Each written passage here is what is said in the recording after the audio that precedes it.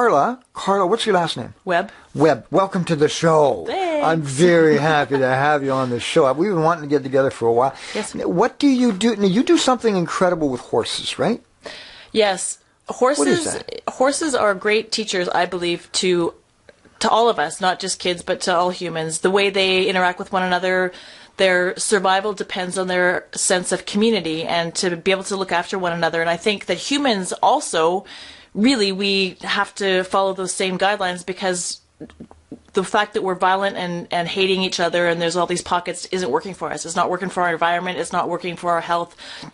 There's just so much violence in all parts of the world that I don't think that model is working for us. So we need to switch and find something else. So I'm really looking at how horses can teach us those valuable things about community, being compassionate, understanding other people's perspectives, and really going back to some of the basics of just hanging out together and connecting.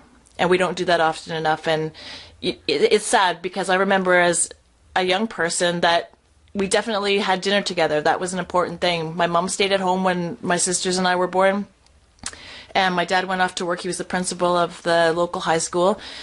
Coming back together at the end of the day and sharing our day and having dinner was a huge thing for us. And I think that really it's sad that people aren't having that connection anymore, and especially with technology.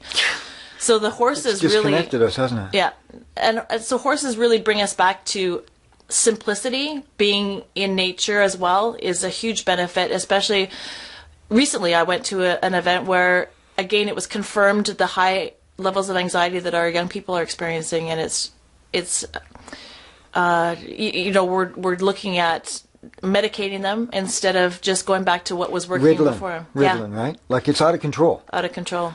If you go to an elementary school, even, the teachers will pull the trigger on Ritalin so fast that it's like, what? Are you kidding me, right? Yeah. Because they don't have the capacity to deal with the child. Yeah. So tell me something. When you go and you walk up to a horse and you place your hand on that horse and you feel the incredible power of that animal, but that animal has controlled their power, that's a magical moment, isn't it?